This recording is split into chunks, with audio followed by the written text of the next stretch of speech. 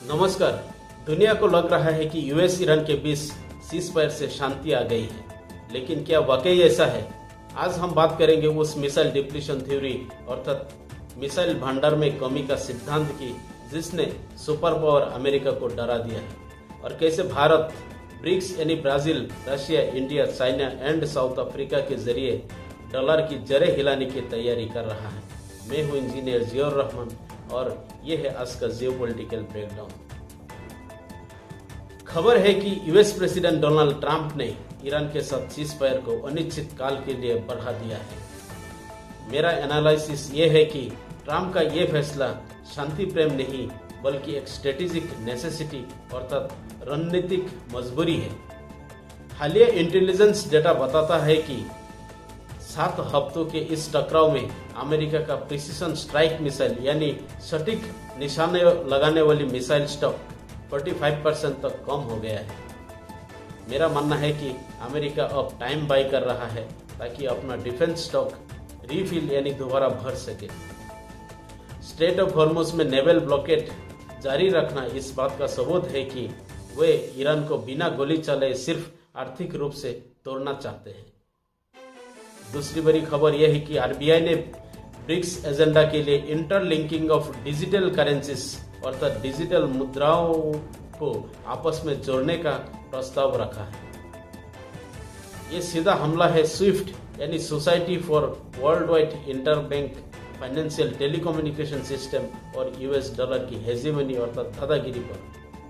भारत चाहता है कि व्यापार सीधे ई रूपी जैसे डिजिटल माध्यम से हो। मेरा मानना है कि भारत यह ग्लोबल साउथ यानी विकासशील देशों का फाइनेंशियल आर्किटेक्ट बन रहा है। प्रधानमंत्री मोदी और दक्षिण कोरिया राष्ट्रपति ली जे म्यूंग के बीच CEPA यानी कॉम्प्रिहेंसिव इकोनॉमिक पार्टनरशिप एग्रीमेंट को अपग्रेड करने की डील हुई है। भारत अब फ्रेंड शोरिंग यानी भरोसेमंद मित्रों देशों के साथ व्यापार कर रहा है ताकि चीन पर निर्भरता खत्म हो। मेरा ओपिनियन है कि सेमीकंडक्टर्स अर्थात इलेक्ट्रॉनिक चिप्स के मामले में दक्षिण कोरिया भारत का सबसे बड़ा पार्टनर बनने जा रहा है, जो चीन के लिए एक खुली चुनौती है।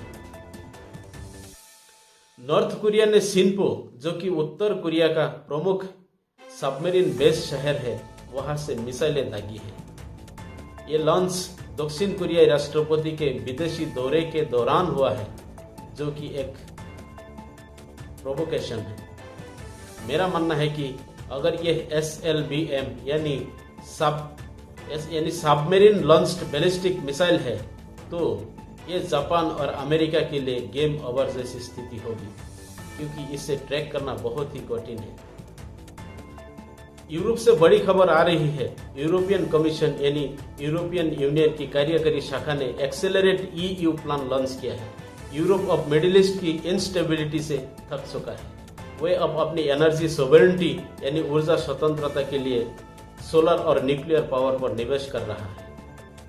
मेरा ओपिनियन ये है कि यूरोप अब धीरे धीरे अरब देशों और रूस के एनर्जी डिक्टेट से आजाद हो रहा है।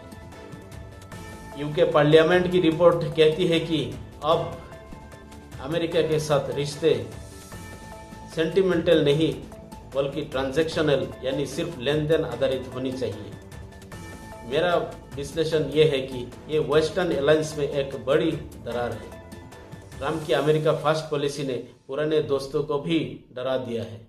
मेरा मानना है कि अब यूके सुरक्षा के लिए भारत और यूरोप के साथ ज्यादा गहरे संबंध बनाएगा।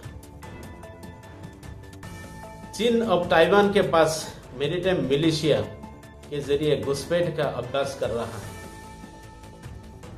चीन अब सलामी स्लाइसिंग यानी धीरे धीरे जमीन या समुद्र हड़पना पर काम कर रहा है। छोटी नावें रडार में नहीं आती है। मेरा ओपिनियन है कि चीन उस वक्त का इंतजार कर रहा है जब अमेरिका पूरी तरह वन्य युद्ध में फंस जाए ताकि वो ताइवान पर कैप्चर कर सके। दोस्तों, आज हमने कुछ बड़ी खबरों को रिकॉर्ड किया है। एक तरफ अमेरिका हथियारों की कमी यानी मिसाइल डिप्लीशन से जूझ रहा है, तो दूसरी तरफ भारत ग्लोबल इकोनॉमी को रीशेप कर रहा है। आपको क्या लगता है, क्या अमेरिका अपनी लीडरशिप खो रहा है? कमेंट में अपनी राय दें। देखते रहिए इंजीनियर जिया रहमान। जय हिंद।